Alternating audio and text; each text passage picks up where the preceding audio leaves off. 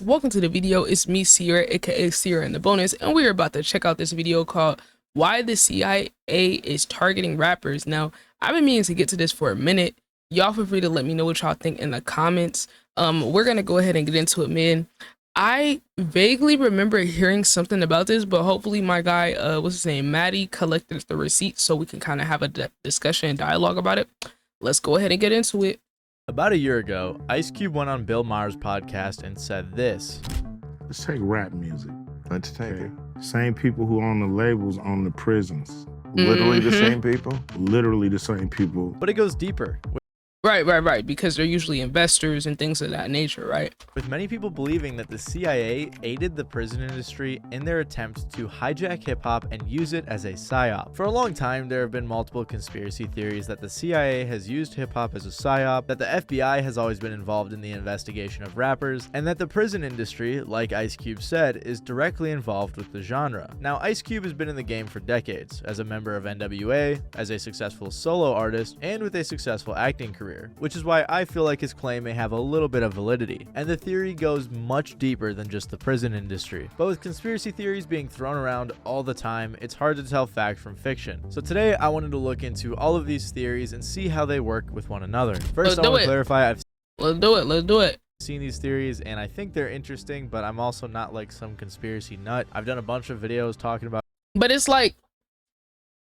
not like a conspiracy though. Like, I think there's a difference between a substantive claim versus a conspiracy. Those are two different things. Although I understand what he's saying, and I'm not necessarily disagreeing with him in terms of that. But to me, I feel like we throw that word conspiracy around very loosely, and a little too loosely, because at what point is it a valid claim and critique based on evidence versus a conspiracy, you know? Because it's easy to me to dismiss things and just say, oh, it's a conspiracy because I've never heard of it. Like, about conspiracy theories because just because you never heard of it or you don't know the information doesn't mean it's a conspiracy, you know? Just find them interesting to look into. The only reason I'm really looking into this one is because Ice Cube said it, and as someone who's been in the game for so long, I feel like there's a bit more validity to him saying it. Didn't they say that the CIA or FBI funded what's it called? NWA? Oh, by the way, if you guys are watching this video, we are currently recording this live on Twitch. So if you want to come to the live stream and be a part of the conversation, I do this for you guys. So feel free to come to the stream. The link is pinned in the comments in the description. Let me know you're from YouTube and I will greet you with a warm welcome. You know, the people from YouTube are low-key celebrities. You know what I'm saying? Y'all are low-key celebrities when y'all come in. So y'all gonna get one of these. All you gotta do, just let me know you're from YouTube, and you guys are free to give me music and video suggestions as well. Some random nerd on Reddit saying it. So yeah, that's why I'm looking into it and gathering all the possible information and seeing if there is any truth to these claims as objectively as possible. Also, I want to clarify that the CIA, FBI, or any other government apparatus that I refer to sometimes just generally refers to the government because it can get a little tricky with all the names of the organizations. Like in the title of the video, I don't literally mean the CIA. It could be any subdivision, you know. You'll see what I mean throughout the video. So but CIA is probably still pretty accurate though. Let's just check it out. On July 2nd of 2023, Bill Maher released an episode of his Club Random podcast featuring Ice Cube, in which they spent a small chunk of time speaking on this theory. They got onto the subject of division in America, more specifically racial division, and that is when Cube brought up his thoughts on hip-hop in prison. Same people who own the labels own the prisons. Literally the same people? Literally the same people who own the labels own private prisons. You know, it seems really kind of suspicious, if you want to say that word, that the records that come out are really geared to push people towards that prison industry. Bill pushed back a bit and said that the labels didn't make him write certain lyrics. Okay, valid. They don't tell you what to write, but they definitely fund people who write certain things, and they definitely don't fund people that don't write certain things, right? Because I think it could be a little bit chicken or egg thing, because we hear artists say, oh, if I preach or if I'm honest. Yo, W new follow. How we feeling? Welcome to the stream. You do hear labels or artists talk about how if they talk about certain things, or if they you know, kind of mention rich homie Quan, what you mean? Nah, don't be trolling, bro. Don't be trolling. Dead ass? Dead ass? Really? Nah, bro. What? He's so young. No way.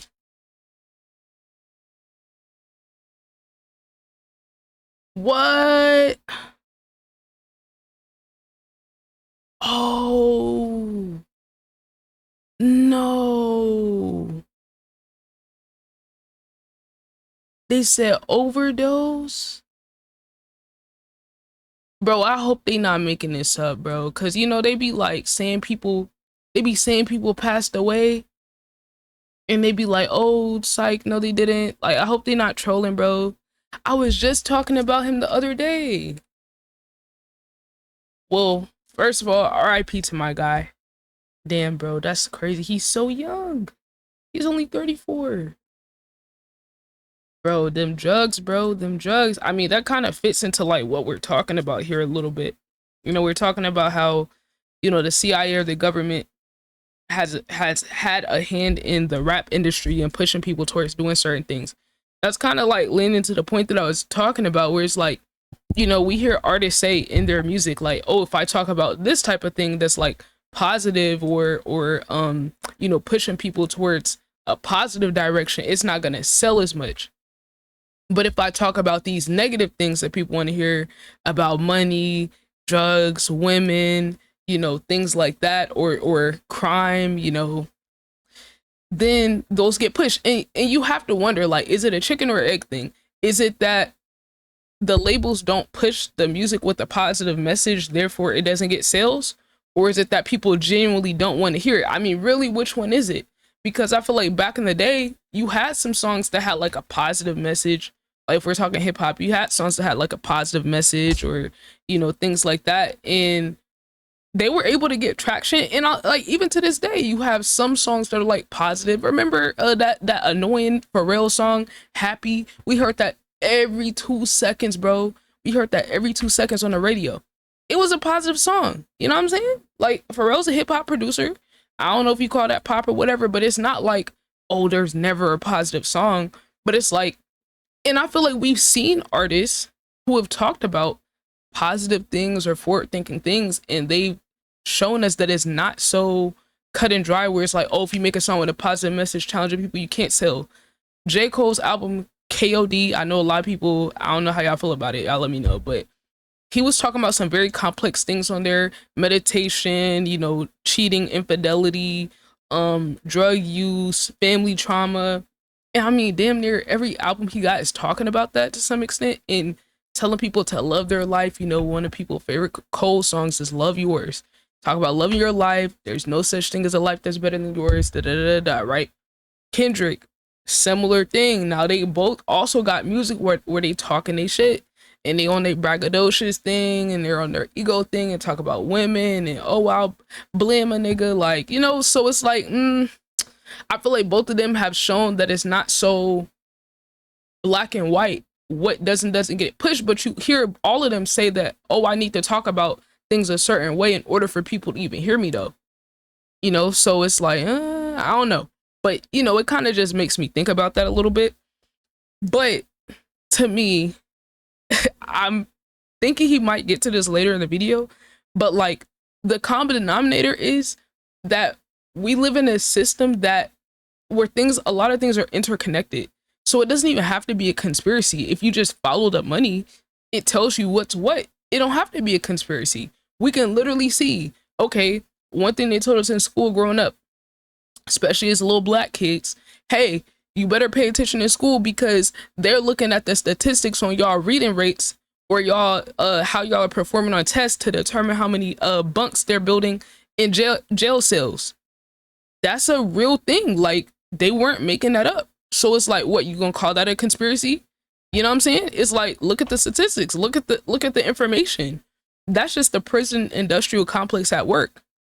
So then when you bring up something like artists and getting signed and getting backing, it's very clear that they are going to put money behind certain artists that have more degenerate messages, even to the point where people that are more artistic and musical and more talented can't even get good deals or good budgets or backing compared to artists that, you know, or talk about some degenerate stuff.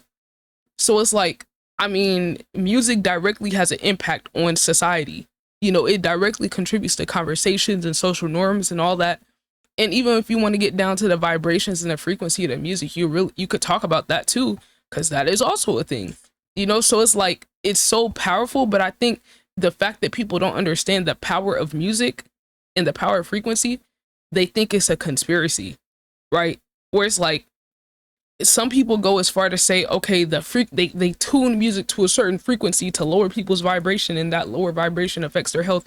I mean, if you look at frequencies and everything, if you really go down that rabbit hole, that's actually not a crazy claim.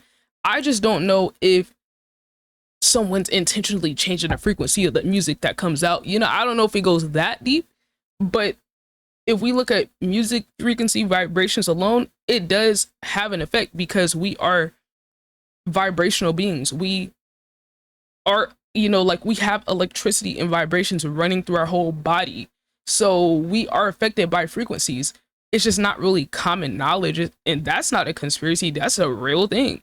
So it's like, then when you start piecing these things together, I can see how there's someone that isn't aware of these individual things, like these individual facts, they could be like, let's just say, they might look at it like, oh, that's not real. Oh, y'all are just coming up with stuff. But it's like, if you research each topic individually and then you start putting it together and then you follow the money and add the money piece in there, you know, I feel like a movie that demonstrated this very well was like They Cloned Tyrone. Y'all watch that movie? It's a very good movie. They kind of show like a little research lab that was like underground. The government was controlling it. They were tuning the music to a certain frequency to get people to repeat certain cycles. And it's like, it was a little metaphorical in a sense, but it was also kind of a little literal at the same time. So if y'all want to kind of explore that idea more, I would definitely recommend watching that movie, because it kind of hinted at this idea in a cinematic way. So I feel like with this type of stuff, you really got to keep an open mind, because some people, they hear how it sounds and it sounds crazy, but they don't have enough information about it. So they're like, oh, that's not real. Oh, you're just making up stuff. Oh, you're just, and it's like, no, you're actually the one that's lacking information here. And I wouldn't speak on it if I didn't know what I was talking about. You know, I am all for like bowing out of a conversation and saying, hey, I just don't know enough about this to speak on it. But because I personally have explored these topics, and I'm a person that loves research, I'm a person that loves research down to confirm like any theory or idea. I am the person that lives and breathes that, right? And I'm also a person that kind of can do my own deductive reasoning and can draw conclusions based on the information that I have. I don't need someone to spell it out for me. If I see 1 + 1, that equals 2, right? There is always a possibility, maybe it's not what it seems, but when this society runs and functions off of money and power, if there's any benefit to be gained financially or power-wise by anyone, any of the powers that be, there's always a possibility it could be true. So to me, that's the common question I have. Could someone stand to gain more money or power by doing this thing that is claimed? If the answer is yes, in our society, historically, there's always a chance that it can be true. You're more likely to be on the right side of history by assuming that it's true if someone could gain money or power than you are by saying, oh, it's not likely. Well, what evidence do you have? If you're looking at patterns, what evidence do you have to believe that someone wouldn't take advantage of an opportunity that can give them more money, power, or control? When historically the pattern is people will do whatever to maintain money, power, and control. Like, you know? So I'm just like, if we're playing probability, usually you're going to be right on whatever theory you have based on information if you see those things are at play. So I'm just saying, like, it's okay to think for ourselves. You don't need the government to come out and tell you that they doing the shit to believe they doing it. That's what I'm saying. Like, some people want to be spoon-fed the information, and this is why y'all are fucking bots. Like, y'all are bots. Y'all are literally, and I'm not even gonna say sheep. No, y'all are bots, NPCs, AI. That's what some of y'all are. Because y'all like, oh my God, I need the people that stand to gain something to tell me that they're doing something nefarious. Why would they sit there and spill it out to y'all? And even if they do, y'all still not gonna believe it. So it's like they count on y'all not using y'all brain and thinking. And I'm not even one of those people that's like, oh, conspiracy. Like, no, bro. It's like, just look at it. Does it make sense with information that you have access to? They don't even be hiding the information, bro. The information be right there on the internet in our face, but they count on people being too, I guess, I don't know what the word. They count on people being too like dumb or absent-minded or not nuanced enough, or that's what they count on, because it's like they, in their mind, the powers that be, they're like, yo, we can have all this information out there, y'all still not gonna look at it. Y'all are still gonna take our word for it. Y'all are still going to assume the best, even though we've shown y'all that we don't have the best intentions, and we've shown y'all a pattern historically of doing what's in our best interest and not in yours. Even with that out there, we know some of y'all are still gonna go along with whatever, and y'all are still going to just assume the best, even though you have no evidence to believe that we have your best interest at heart. So it's like, for them, why is it gotta be a conspiracy? They know y'all not gonna look at the information. So I'm just like, bro, y'all will have the information sitting in y'all face, sitting there on Google, sitting there on research articles, and they know most of y'all are not taking the time to look at it. So what do they have to hide? What do they have to turn into a conspiracy? Rails, so certain songs, likely more provocative songs, get released, while maybe the more positive ones don't. You know, some records are made by committee, meaning record company guys sit around and tell the artists, this is hot, say that, do this. We're gonna have this guy write the lyrics. We're gonna have that. Cube said he felt like there was some social engineering going on to make sure the prisons stay full. He also went on to clarify that the people he said were running the labels and prisons weren't actually in charge like the CEOs, but that they have financial interest. Yes, exactly. They don't have to be the CEOs. They're investors who run the CEOs. To me, the investors have even more control over than the CEOs. That's what I think the average person doesn't understand. The CEOs are at the mercy of the investors. The investors are the ones who's investing in movies that come out. They're the ones investing in albums and in record labels and the distribution labels. Like, they are the ones who run it. It's not the CEO. The CEO don't have to directly be in the pocket of big prison industry for something to be nefarious. If the people that are funding that CEO and that company are invested into that, because think about it, like, this is what I think maybe some people don't understand or don't realize.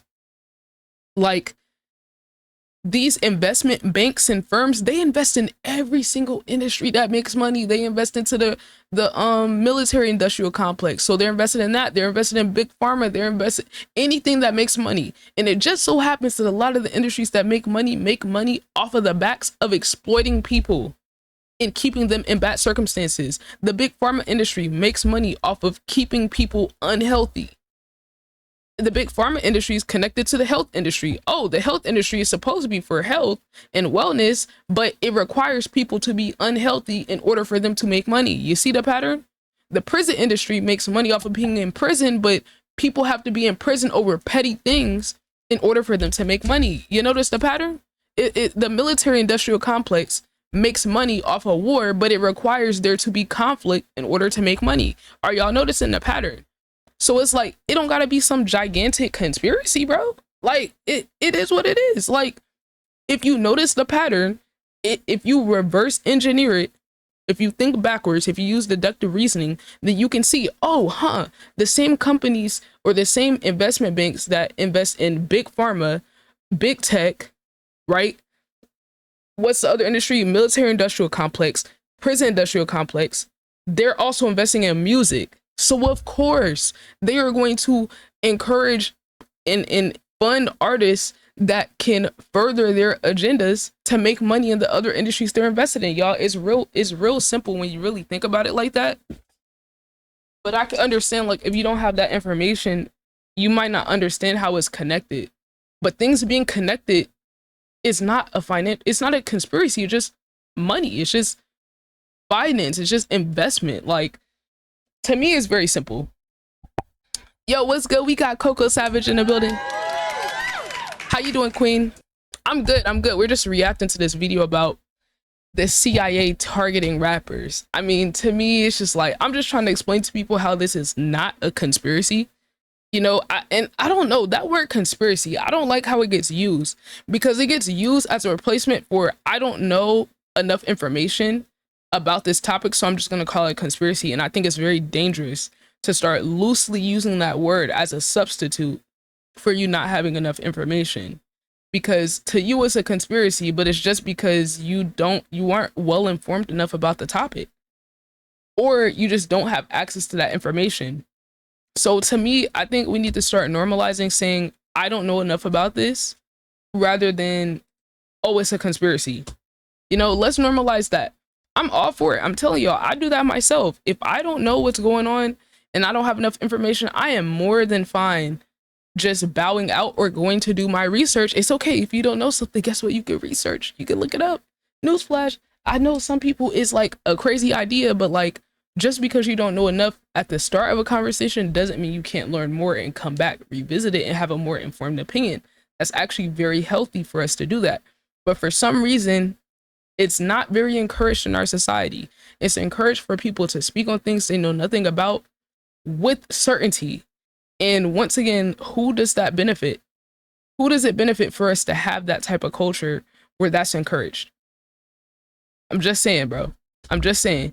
And like, for whatever reason, people have like a weird blind trust with people, entities, industries, companies, people that have a vested interest in like not seeing them do well, whether it be health wise, financial wise, socially, emotionally. Like, I don't understand, like, some people really be bootlickers and like assuming the best of people that literally have a vested financial interest in your demise. Like, I don't know, bro. I don't know where people's blind trust of the system or rich people or companies come from, but y'all gotta stop with that, bro. Y'all gotta stop with that. And it's not even on the conspiracy stuff. Track the money. Look at who they're tied to. Look at where their investments are. It's really not that hard, bro. It's really not that hard. Just follow the money. Most of the times you'll find the root of the problem. Interest. So basically, Cube is saying that they're trying to get these artists to say certain things so that people are influenced to commit more crimes, which in turn keeps the prisons full, which then gets the prison. My day's going good. We're just recording a video for YouTube right now. You know, we're chatting it up for the YouTube community. To make more What about money. you? We know that this is at least possible because of multiple studies done that show how music can affect both your mood and your Oh, didn't I just talk about this? I just brought this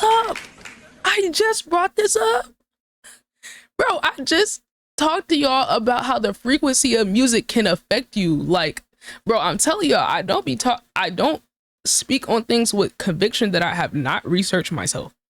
I will always tell y'all if I don't know what I'm talking about, or I'm just guessing, or this just me hypothesizing or trying to come to a conclusion based off the information I have. But I'm telling y'all, when I know, I know. You know, I'm just a person that loves to research and I love to learn.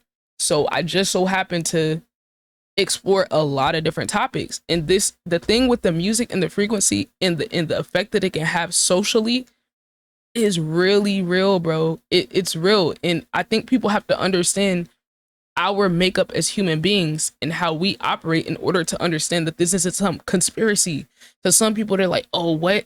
Music affects people? Nah, that's just your individual choice. Yes, it is a little of that, but it's also literally just the way that we're made up in terms of us having vibrations. We operate on a certain frequency. Our thoughts are at a certain frequency.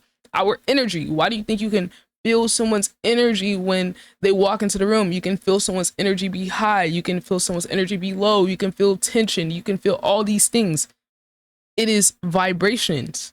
It's not just a coincidence. It's not just instinct. We have research that explains to us what it is. That's what it is. So we can understand that that is a thing. It's actually not that crazy that the vibrations and frequencies of music and other things around could affect us. It's not crazy. decision making, especially when you're younger and easier to influence. After being showed a clip of this, Dame Dash, the co-founder of What he say? Rockefeller Records, agreed with him as well. Uh-oh. Being controlled by the label. You can This stop. is Right how Uh-oh. they do it. What are your thoughts on what he's saying here? Now, didn't Dame Dash own a label? It's true. It's obvious.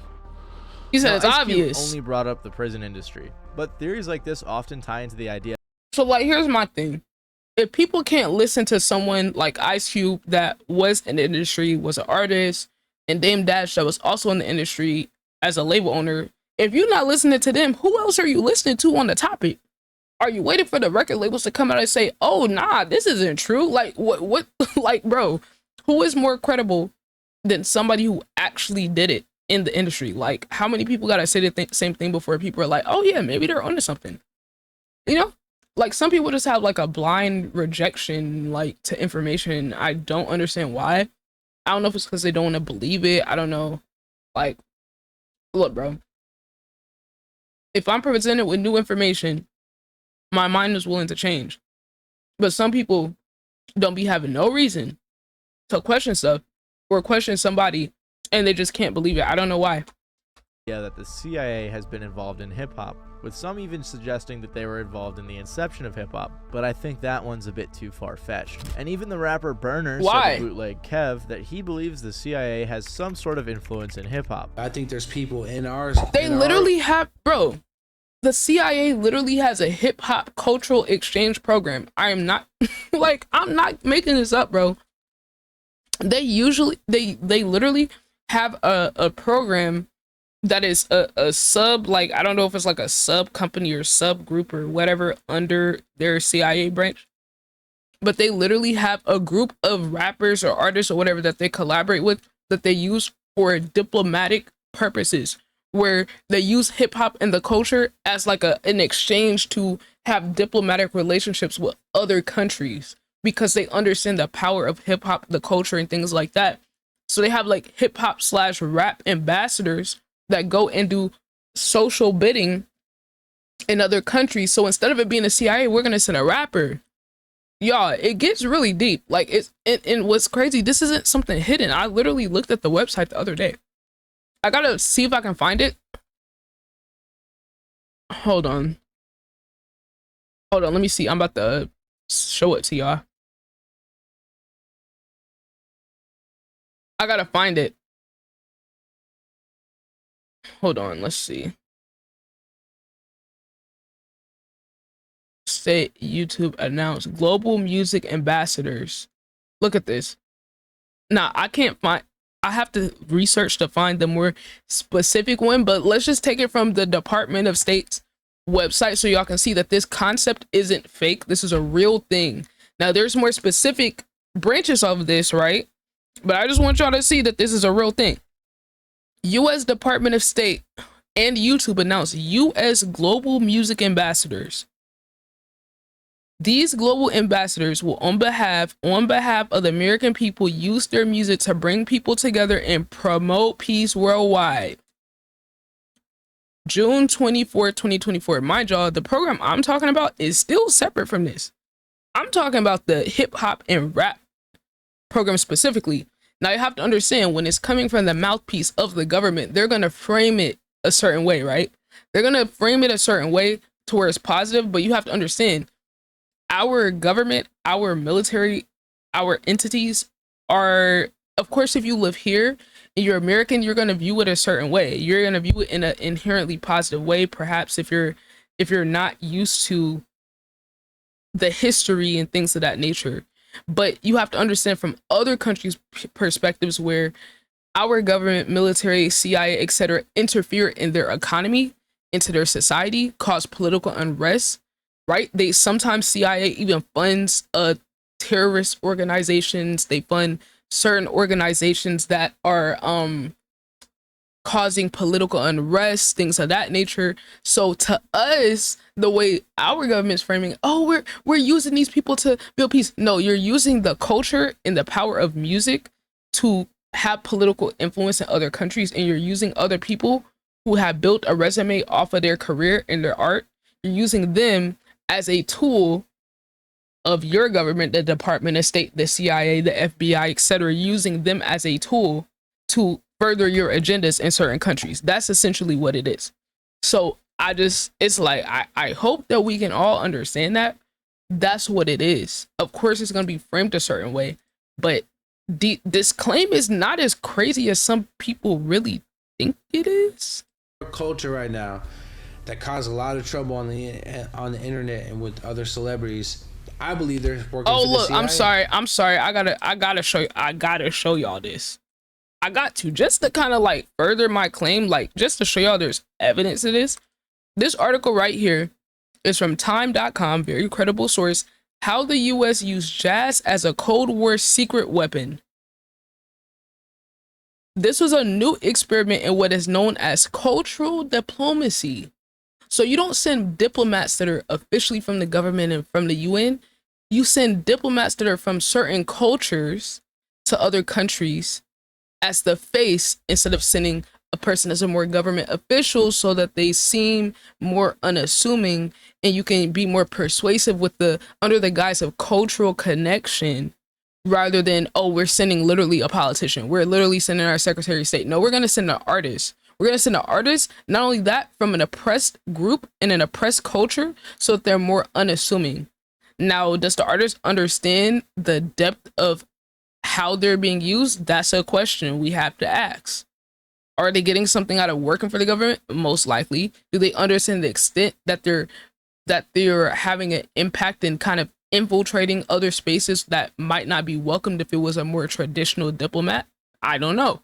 I don't know the extent that these artists are, are aware of how they're being used, but they are being used nevertheless.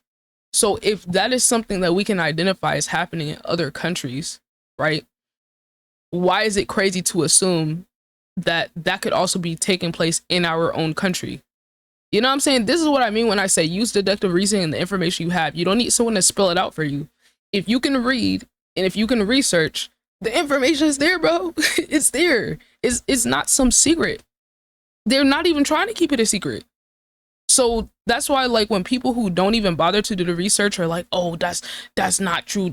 Oh, you're just making that up. Oh, you're a conspiracy theorist. It's like, if you just read, just look it up, you might be able to find a little something.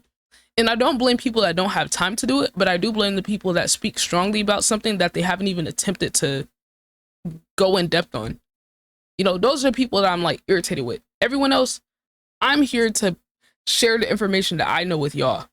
So if you don't know, I want to be that person that shares information that I took the time to research, et cetera, and extend that to other people. That's what I enjoy doing.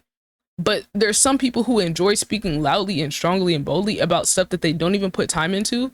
And it does nothing but furthers the agenda of the powers that be. And it's like, you're not doing anybody that's a citizen or working class or regular person, you're not doing anyone a favor by spreading that misinformation and just casting it down as a conspiracy.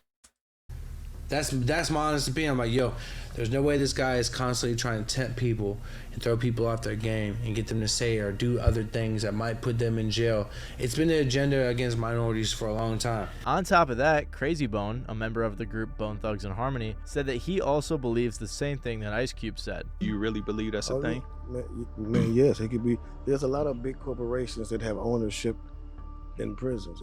It's rich black people that got ownership in prisons. Right. Yep. They just don't go around bragging about. That's one big move. They don't go around bragging. So I definitely think it's interesting that a handful of artists in the game do have this belief, especially the well-established and well-connected artists who have been on major labels. But before we can look into any evidence, we first have to understand one of the major things that kicked off this whole conspiracy theory. In 2012, a blog post from the website I'm dead, bro. He keep calling it conspiracy theory. Hip Hop is Red went live that was titled "The Secret Meeting That Changed Rap Music and Destroyed a Generation." The writer said that this anonymous letter had landed in their inbox, so they decided to post it. It starts, "After more than 20 years, I've finally decided to tell the world what I witnessed in 1991, which I believe was one of the biggest turning points in popular music, and ultimately American society." The author continues, "Between the late 80s and early 90s, I was what you may call a I do think this is like something to be that's fair to be skeptical about. Like, obviously, if it's like a blind item or anonymous post, you always have to be skeptical. But like I said, some people use that skepticism as an excuse to just shoot it down. Now, to me, what I like to do, I like to analyze it based on the information we have access to, the information that's out there. If we have information out there, like I just showed y'all the articles, right? If we have stuff like that, and then we have someone giving an account that aligns with information we have that's solid facts, I think it's possible to say, okay, maybe there's a chance this is true. We still don't know for sure, but if it aligns with public publicly accessible information, I can't be like, oh, this doesn't make sense. Like, I don't know if it's true, but okay. If these things were to happen, if this theory were true, then this possibly could be something that actually took place. Decision maker with one of the more established companies in the music industry. They continued to say that in 1991 they were invited to a closed-door meeting with a small group of music business insiders to discuss rap's new direction. The author said the meeting had 25 to 30 people, with mostly familiar faces, but the author also said among the attendees was a small group of unfamiliar faces who stayed to themselves and made no attempt to socialize beyond their circle. Many readers assumed that these men in suits were either the CIA, the FBI, or involved in the prison industry, or maybe a combination of all three. He said that the unfamiliar people went around and made people sign a confidentiality agreement. Apparently, a speaker came up and said that the companies they worked for in the music industry were building privately owned prisons. Since they were government funded, the more prisoners in the prison, the more money the prison makes. Which is true, by the way. It is true. The author then said that their job was to market music that promotes criminal behavior, with rap being the music of choice. They continued to say that some people got mad, including the author, and were escorted out after one of the men pulled a gun. The author then said that they kept quiet out of fear for 20 years and noticed the change in hip-hop. Now, of course, there's no proof for this, but this story spread like a wildfire. It even had Alex Jones on Twitter claiming Ice Cube had direct knowledge. And after that, a Twitter user said since NWA was active from 87 to 91, they were directly involved in this. This bold claim upset Ice Cube, who actually responded saying, "Opinions are like assholes. Everyone has one and they all stink. What evidence do you have to make a statement like that?" So despite Cube denying any involvement in that alleged meeting, it still spread like a wildfire over the internet. Cube has also denied accusations of NWA destroying hip-hop, basically saying that all this stuff— Of course he would. And I don't even completely trust him either. Because Ice Cube is now a businessman that is controlled by investors in his many business ventures.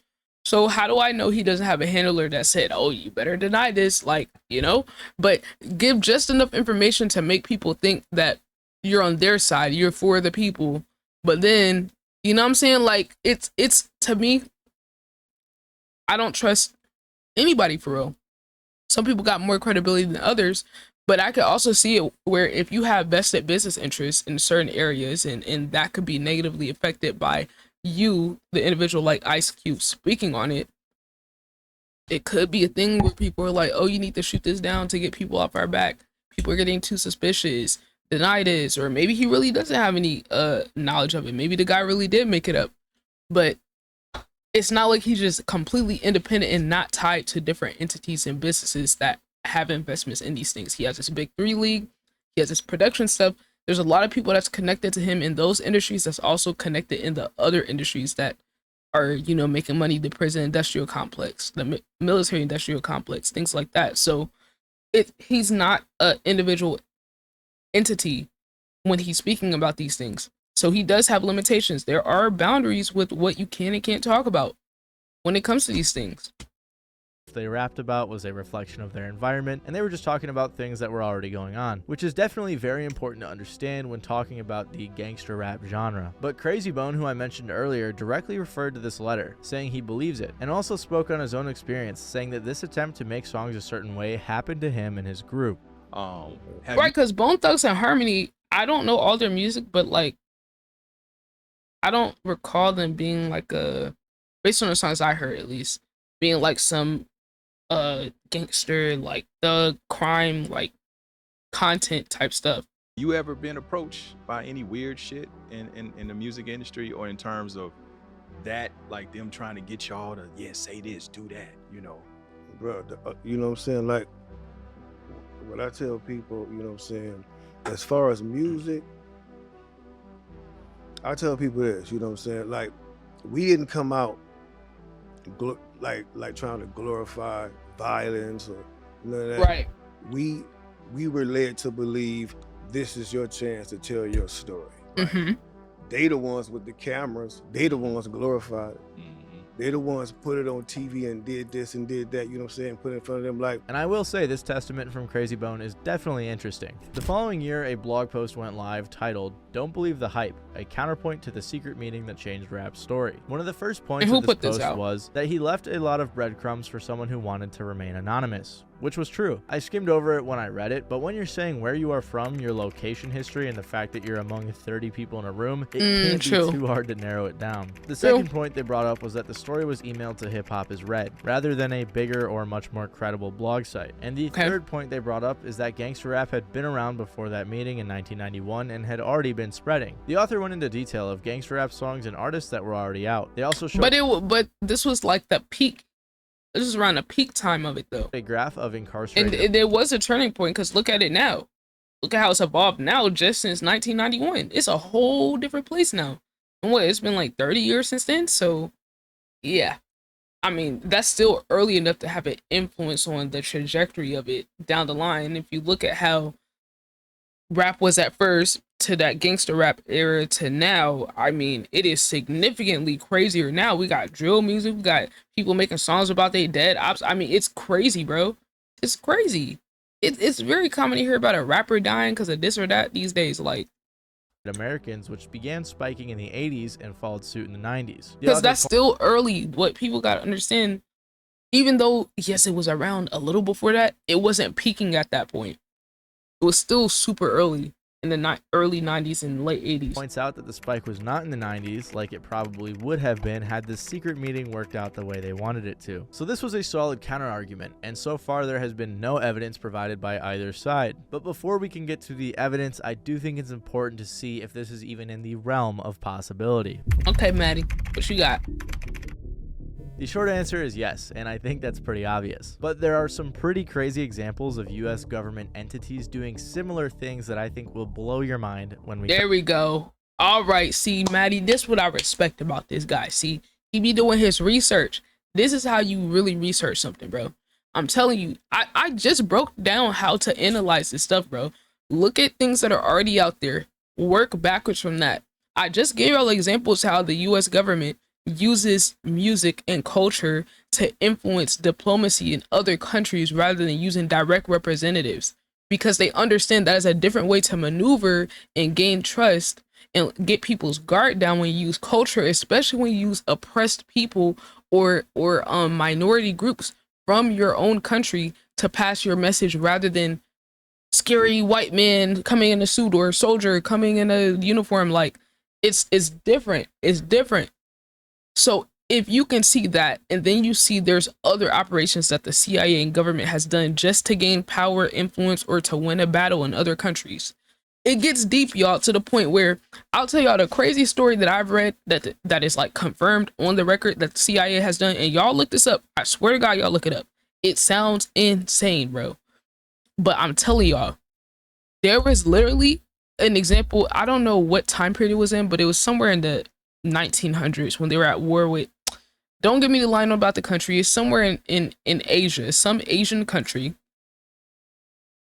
The US military was fighting over there and they couldn't win because logistically the natives there had an advantage with knowing the land, things like that. They had very strategic strongholds, things of that nature, and the United States military could not defeat them on regular like military tactics. So the CIA came in and they came up with a strategy on how could they still win and take over this stronghold area and defeat them without traditional warfare. They had to come up with a plan to do what's called a psychological operation, aka a psyop. So this is how deep they get into studying things to figure out an angle where they can win. It sounds crazy. They could make a movie out of this or something. So long story short, this culture, this Asian culture had a I don't want to say it's a myth, but a local legend of what to us in America, we would look at this thing like a vampire. We look at it like, oh, this is a vampire. So there is this creature within their cultural lore that was like, oh, it will suck the blood out of you and you know, kill you or whatever. So imagine a vampire, right? So the CIA studied their cultural history, studied their lore, and said, you know what, let's use their culture and their beliefs against them in order to win instead of using the military, because we can't defeat them with the military. So what did they do? They snuck into one of their trails that they monitor. They captured one of their soldiers, right? They punctured holes in his neck to look like a vampire had, like, you know, bit someone in the neck, right? They punctured holes in his neck. They hung the guy upside down. They hung the soldier upside down to drain all the blood out of his body. And they went and laid his body in the middle of the trail that they go and patrol at night. Not only that, they also had a speaker, right? They found someone that could speak the local language and had them yell out curses, and they recorded the person yelling out curses and saying, oh, you guys will be cursed for generations if you don't turn away, put your weapons down and surrender. And they have them repeating that over and over again, right? So imagine you're one of the soldiers patrolling randomly at night. You hear some sounds cursing you and your family for generations. It sounds like a monster or something, right? And then you go and investigate, where's this sound coming from? They're walking on the trail and they find the soldier's body with the 2 holes in his neck and all of his blood drained. So to them, they didn't know that the CIA of the US is over here going this deep to get them to turn around. But so with them having no knowledge of this is a psychological operation, they're like, oh my God, this is the vampire, you know, in their culture, this is the vampire coming back. And the spirits are telling us that if we don't surrender and give up this battle, we are going to die and be cursed for generations. So let's put our weapons down. Let's give up. Let's ditch this area. And that's what happened. And that's how the United States won that military battle. Not through weapons, but through psychological operations with the CIA. So if y'all want to like go explore that topic a little more, the records are declassified about this. Hold on. CIA vampire. I'm about to literally show y'all that this is a real thing. Oh, it was in the Philippines. Here we go. Here's it right here. I'm about to show y'all right here. Hold on. It was in the 1950s. It was in the Philippines. Here we go. Historyhub.gov.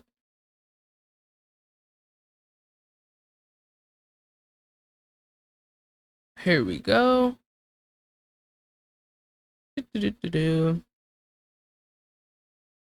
Last members of the hold on, look, y'all can see it right here. Y'all see this? This is official CIA.gov. Here's some excerpts from the PDF file directly from the CIA. Look at this. Local superstitions about vampires. What does that mean? That's what I was just talking about. They have local lore about what we would call vampires. The last member of the rebel patrol would be ambushed, his neck punctured vampire fashion with 2 holes, and then the corpse. And that's the part that explains what I was just talking about. So y'all can see this is not some, oh, this is made up. Like, no, this is literally a military tactic. So I'm using that example to show if you explore things like that, it doesn't have to be directly coordinated. They don't have to spell it out for you. If the CIA would do something to that extent just to win a war or a strategic advantage or instill the government that they want to be instilled in a different country, if they would do that in a different country, what depths do you think they're willing to do here? And that's not even including declassified documents we have on things that the government has done in their own country. So if they would do something like that in a different country, why would you assume that they wouldn't be willing to do something in their own country to maintain control, power, and social dynamics? You know what I'm saying? So it's like, I don't know, like that's why I always assume when people say conspiracy, this is not real, oh, da, da, da, da. You can't have this information. There's no way you're researching. There's no way you're really getting into the history of what the government CIA has done abroad, let alone in their own country. Because if you assume that they have the best intentions when you literally have information showing you that they don't, and they will do whatever they can to get an advantage, yeah, you're just choosing to drink the Kool-Aid at that point, gang. cover them, with the first one being an example of a US government agency literally trying to use rap as a psyop. USAID, or the United States Agency for International Development, tried to use Cuban hip-hop to undermine the president at the time, Raul Castro. According to The Guardian, the idea was to use Cuba's rappers to break the information blockade and build a network of young people seeking social change to spark a youth movement against the government of President Raul Castro. They first started recruiting musicians for projects disguised as cultural initiatives, but really aimed at boosting their visibility and stoking a movement of fans to challenge the. See that? I told y'all they be doing this stuff, bro.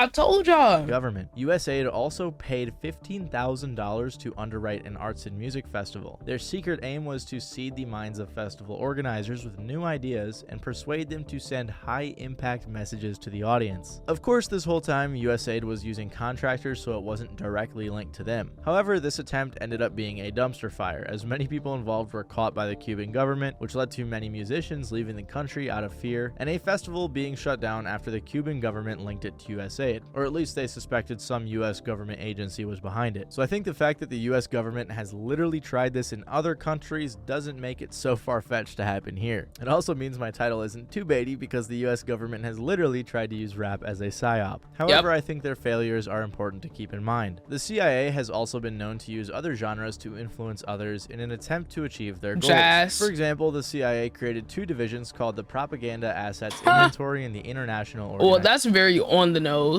Propaganda assets inventory. I mean, how much more obvious could they make it, bro? Like what? Bro, they're literally calling people that's a part of the assets to their propaganda. Like, how much more evidence do people need, bro? Organization's division. One time they funded a Russian composer named Nicholas Nabokov to mount exhibitions, stage concerts, and sponsor anti-communist activity to combat the appeal of communism in Europe. And there were other artists they hired to fight communism with songs. This is why there is a theory that the Scorpion song Wind of Change was actually sponsored by the CIA, because it was an anthem to the end of the Cold War. The CIA also got their hands on jazz, and actually sponsored Louis Armstrong tours in Europe and Africa. Dizzy Gillespie joined the first State Department organized tour in 1956, and the White Jazz. You see that? State Department organized tour. Now, let's be honest. Do y'all really think the government and the State Department or any government agency has a vested interest in anything in music or culture related that doesn't benefit them? Just think about it. Pianist Dave Brubeck went on a 12-concert tour of the USSR in 1985. So on top of them using musicians to spread their propaganda, they've also been known to aid in the production of movies like Animal Farm, which I'm sure most of you have read and probably know it's very anti-communist. The CIA. Oh, really? They had us read that book in school. Has even been known to fund movies or influence directors to make them look cool. And it worked. I mean, I remember being a kid thinking the CIA was super cool. So not only have government entities used rap, but they have regularly used other genres to influence others in their favor. On top of all of this, the US government has also been known to use their agencies to investigate and discredit black artists. It all started with the FBI's Counterintel Pro. That's probably one of the craziest government operations against black people. I mean, that one really gets deep. That one really and this is one of the things that I've gone down the rabbit hole of researching things like that. And this is why I have such a strong stance against people assuming the best of the government. Because once you read stuff like that, and once you understand the extent that they will go to dismantle a community, infiltrate a community, add spies, and destroy organizations from the inside out, it'll never make you trust anything they do again. Intelligence Program, or COINTELPRO. COINTELPRO had a lot of objectives, according to PS Mag, to expose, disrupt, misdirect, discredit, or otherwise neutralize subversive political groups. Though the program targeted many different progressive movements, it spent most of its energy attempting to suppress black civil rights groups and prominent black figures with connections to civil rights groups, however small. COINTELPRO infamously sent Martin Luther King Jr. a letter in 1964 encouraging him to commit suicide. Yeah, I remember that. True, by the way, which is absolutely crazy. I know it sounds like fiction or conspiracy theory, but yep, they told him, we know you're cheating on your wife. You're not who you think you are. Bro, when you learn stuff like that, it fundamentally changes the way that you think about the government, it changes everything. So I understand why some people have this knee-jerk reaction like, oh, this isn't real, because it will shift the whole foundation of how you think and what you think. It'll make you uncomfortable. It'll make you not trust anything. And some people just don't like operating with that. I prefer to operate closer to reality than in delusion. It might be uncomfortable, but that is the reality how the world works. So it's like, bro, I don't want to be delusional. I don't want to think things are something they're not. I want to accept things for how they are and learn how to operate within that and how I can change that. Right? We only have so much control, but it's like, I don't know, bro. I just don't like living in delusion. But all of it actually, it doesn't make me feel better to be delusional. Ignorance is a bliss. You feel great, you know, no worries in the world. I can trust my government. They have my best interests at heart. And it's like, you start reading all this stuff and you realize, oh, well, it ain't, ooh, they actually don't. Well, damn, who can I trust? Well, if the government has done this, this, and this, then how do I know they're not trying to do this, this, and like, people don't want to go down that rabbit hole. I completely understand. I completely understand. Happened and has been declassified. It's no fun living in reality, bro. And it wasn't just politicians or civil rights activists. It was also musicians who had similar ideologies. Jazz pianist Nat King Cole was investigated. Yep, probably Aretha Franklin too. Jimi Hendrix was because all of these artists back during this time were actually donating and contributing to what's it called? Civil rights movements. They were actively involved. That's why you get these artists these days that's getting funded that are selfish. It's a certain archetype of people. A lot of these people don't actually invest into their communities. A lot of these people don't actually care about other people or the culture. They don't actually stand for anything. It's very rare to get one of those people that do, right? They're very individualistic, not community oriented. Whereas back in the day, you had a lot more of those artists or people that were successful in the Black community that actually stood for something. They actually had values. They actually cared about community, and they put their money where their mouth was. They say, okay, I have influence. I'm going to use it to benefit the cause and the people. I have money. I'm going to use it to contribute to the organizations that are making a substantial change in the community. These days, you have artists on the complete opposite side of the spectrum, and I don't think it's a coincidence. Yo, thank you, Hild Orphan. Hope you have a good one. Have a good stream. Investigated, and many others were too. There also was, of course, the very popular instance where the FBI sent a letter to NWA's label after their song F the Police was released. They have also thoroughly investigated rappers like Tupac, Eazy-E, they got rid of Tupac, Biggie, and the Wu-Tang. Y'all think Tupac and Cuba are what? So we know that the US government has tried to use rap as a psyop in other countries. We know that the CIA has used other genres to fight against communism, and that the FBI and other groups have thoroughly been involved with Black musicians throughout the history of the United States. And while all of this definitely means that Ice Cube's theories and the other theories could be true, is there actually any evidence that the prison industry and the CIA are trying to use rap as a psyop to get more people incarcerated? Well, we have to dig a bit deeper. Okay, where are we going? Come on, Maddie. Hold on. Let me write him his light. This is where the theory tends to get a little spotty. When people bring up this theory, their main point is that the three major labels, Warner Records, Sony Music Group, and Universal Music Group, are associated with the two largest private prison companies, CoreCivic and GEO Group. These two companies own the most private prisons in the United States out of any other companies. So how are they connected? Well, their largest shareholders are the investment firms BlackRock and Vanguard. But BlackRock and Vanguard invest into everything. That's what I'm telling y'all. It doesn't have to be a direct one-to-one connection. The reality is all of these major industries, especially entertainment, are funded by the same people that fund all these other things. It's all connected. The same people that fund and invest into big pharma, big tech, military industrial complex are the same people that invest into the entertainment industry, movies, songs, sports. Like, it's not some big conspiracy. I think it's pretty easy to connect it when you look at it like that. It doesn't have to be, oh, this one person that's investing into prisons is investing into the music. Like, it's not that. It's very broad. It's very broad. The reality is BlackRock, Vanguard, they control everything. They invest in everything. They manage trillions of dollars of assets. So within those trillions, it's going to be multiple different industries.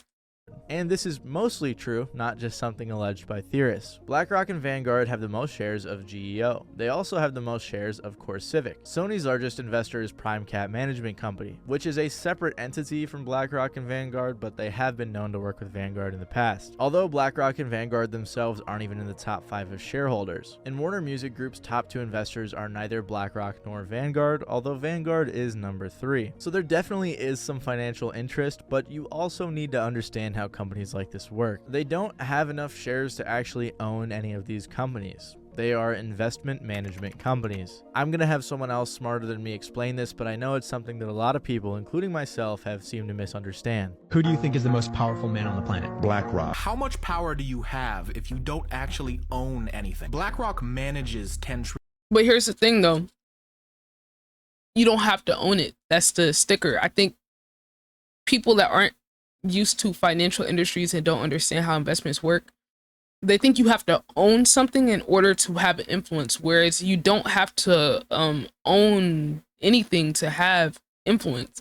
In fact, if you own a certain percentage of shares or a company, you are then a minority owner and your vote then matters. They have to run decisions by you in order to have it happen. The people, so you could be a stakeholder, right? You don't have to be an owner, you could be a stakeholder, which means you have a majority or a minority stake in something to where they have to run decisions by you to get it approved. So you don't have to own anything. So I think that's probably the biggest misconception or problem when people start using this logic. You don't have to be the sole owner of anything in order to have influence. You just need to own a big enough stake. And for different companies, the stake or the percentage that you have to own to be a stakeholder, right? Or someone that is on the managing board, it varies for different companies. For some people, maybe 1% is good enough. For some people, for some companies, maybe 5%, 10%, 20%. It varies, right? So it's not a thing where it's like you have to be the sole owner of this company in order to influence their operations and decisions. Like, that's not how it works. $1 trillion, and it absolutely gives them outsized influence on global finance. But it's not their money. It's other people's pensions, endowments, and sovereign wealth funds. Assets that they actually own only total to about $170 billion. Warren Buffett's Berkshire Hathaway owns $1 trillion. Owns. Not manages. Of course, maybe there are some shady people with financial interest behind the scenes, but this just isn't enough evidence. And I don't think the BlackRock and Vanguard example is enough either, because they're the top shareholders of so many companies. So it is. But see, this is where I guess I defer with his analysis on it. The fact that they control those other industries, to me, reinforces the point that they do have influence. You see what I'm saying? Because they have a stake in some of these companies that are in these industrial complex industries, military industrial complex, the medical industrial complex, prison industrial complex. They have vested interest in all of those, right? They manage all of those, and yes, they own some, but at the end of the day, when you manage as many assets and as much value of the assets as they do, you still have an influence. It doesn't matter if they manage a bunch of other stuff. To me, that reinforces the point that they have a interest in making sure that all of their investments and the things they manage align with each other. Isn't like it's That's just some me, freak though. Coincidence. Another piece of evidence I've seen brought up by many people who believe this was an excerpt from an article written by the rapper Homeboy Sandman called Jailhouse Rock: The Facts About Hip Hop and Prison for Profit. The article was also written in 2013, around the time that this theory had been circulating the internet. Sandman said, "Last year, Corrections Corporation of America, which is now CoreCivic, the company I just mentioned earlier, the biggest name in the private prison industry, contacted 48 states offering to buy their prisons. One stipulation of eligibility for the deal was particularly bizarre: an assurance by the agency partner that the agency has sufficient inmate population to maintain a minimum 90% occupancy rate." Yep. So you have to maintain a certain amount of people in jail. They have a quota for how many people have to be in jail in order for them to get funding. This isn't. The thing is, though, this isn't something that like just happened during 2013. This has been a thing for decades. Like, if we go all the way back to like the beginning of the war on drugs, this was something that was implemented. This is actually very common. Now, this specific company trying to implement the policy and take over certain prisons, but like this was a thing already. over the term of the contract. 2 months later, an anonymous email was sent out to various members of the music and publishing industries, giving an account of a meeting where it was determined that hip-hop music would be manipulated to drive up privatized prison profits. Sandman also started off the article by saying, "This is not my opinion." So basically though, he cited the letter that doesn't have much proof and backed most of this up by claiming that BlackRock and Vanguard own most of these companies. He was right, however, about the letter guaranteeing a 90% occupancy rate, which upset a lot of people when that happened because if we're being honest, that's not the best mindset for prisons to have. Sandman mixed a lot of true things about the prison industry into his own article, but used these facts to jump to a conclusion that wasn't quite there yet. And this is about all there is in the way of evidence when it comes to this. But to me though, this is where we have to start putting our thinking caps on and using deductive reasoning. Do they need to spell it out for us? Do they need to spell it out for us? Entertainment has an impact on social behaviors. Music frequencies has an impact on social behaviors. Otherwise, there would be no vested interest in certain people controlling the narrative that comes out. Look at how much money gets invested into controlling the narrative with media, such as news, articles, etc. is controlled by the same companies. Why do they do that? Because controlling the narrative and programming people socially through their media is valuable. So if we can draw that conclusion reasonably and factually with one type of media, it is not a huge jump to take that to another type of media and say, maybe this could also be going on. Why would that be going on? Does anyone stand to benefit from this financial-wise, power-wise, or maintaining the status quo? Yes. So, therefore, it is a high likelihood that this could be the case. To me, this is just my line of thinking. If it happens in one field, it's not crazy for it to happen in another field. And then it's not even two separate fields. They're both entertainment. They're both news and entertainment media. Why is it a crazy conclusion to say that, if A plus B equals C over here, then A plus B might equal C over here? I don't, and in fact, it might have even more influence over here because you can appeal to more people with music that seems to not be as politicized, right? More unassuming. You can impact the frequencies of people with the vibrations that they're listening to, the message. You're coding messages into their mind. Why do advertisers spend so much money putting their ads in front of people? Because psychologically, a user needs to see or hear something at least 7 times before it is imprinted in their mind and they remember. Now take that same logic with advertisement and apply it to music. It's more casual, it's less invasive. So people are more relaxed, their guards are down. They're not thinking about it. People might feel offended by an advertisement, but not by a song. But whole time, a song could also be an advertisement. Why do they bring up certain brands and songs? Does that have a direct impact on the sales? Yes. Why do they bring up certain acts in songs? Is it gonna have influence on people? Yes. So to me, it's not some crazy oh my God, this is nuts. There's no way that this could be true. It's bro, it's different. It's a different form of media. And in fact, it has a possibly stronger impact because people aren't looking at it the same way as they see news in a traditional advertisement. They're looking at it, oh, this is something I just enjoy. I just like the way it sounds. Whole time you're listening to something over and over again, a person's probably going to listen to a song more times than they will watch an ad. Because to them is, oh, I'm choosing to listen to this. And you're listening to certain frequencies, sounds, and certain messages that's being repeated over and over and over and get into your subconscious to where you start singing the lyrics, to where you start just randomly hearing the lyrics in your mind. That is even more powerful than the other form of media entertainment. And to me, that is why it is not crazy that there could be ulterior motives with what is promoted and what's pushed. That's my conclusion on this. Now, I'm gonna hear what he got to say, but I'm just saying, just trust your ability to analyze things for yourself. You don't need someone to sit there and spell it out for you blatantly. Because if that was the case, there would not be science, there would not be research, there would not be people that are critical thinkers. It wouldn't exist. But if you need something spelled out for you to believe it, you're just going to be behind on a lot of stuff. Theory. And you're just a bot. You're just a bot, bro. I don't know what to say. You're just a bot. People's words and opinions combined with the misunderstanding. I just feel like the average person should feel offended that the powers that be think so low of you that they're expecting you to not use your brain. They're counting on you being an NPC. That should offend you. That should offend you and make you want to do the opposite of what they think you're going to do. At least that's how I feel. You know, if the powers that be expect me to be a sheep and just go along with everything and not use my brain and not think, that would make me mad and want to do the opposite. That would make me want to research. That would make me want to read. That would make me want to come to my own conclusions. That would make me want to seek out more information. But when someone's counting on you doing the opposite and you just go along with it, it's like, then you're officially an NPC.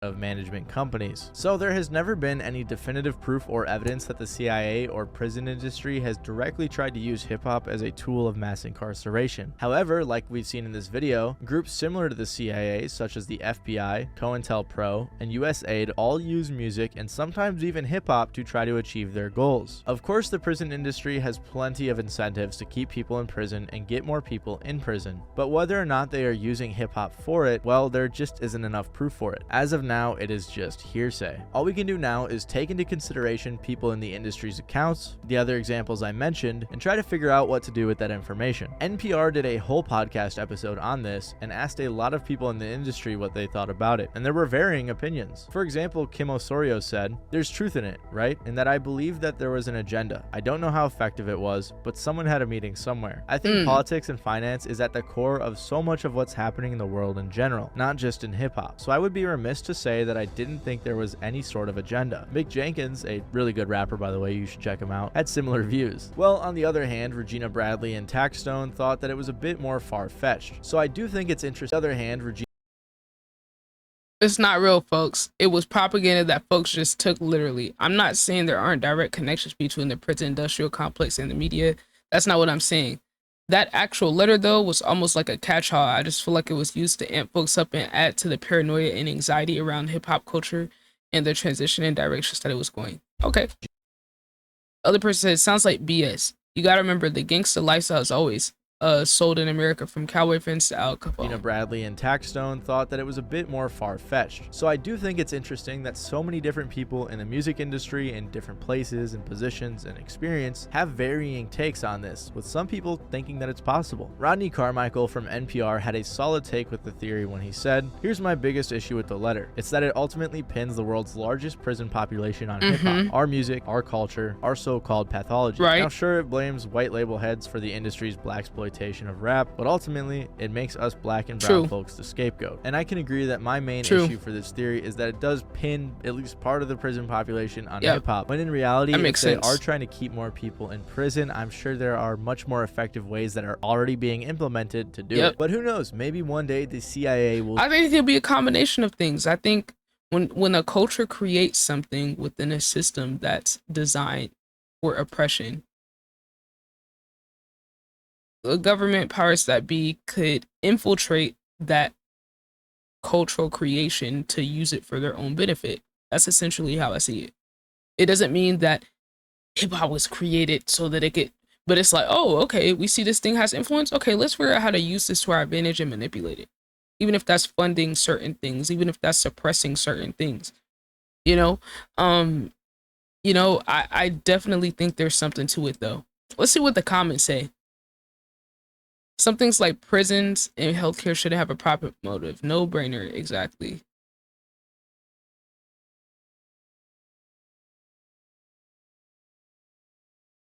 No conspiracy theories, but I thought this became super obvious when drill music came out. It's bigger than hip hop, agreed.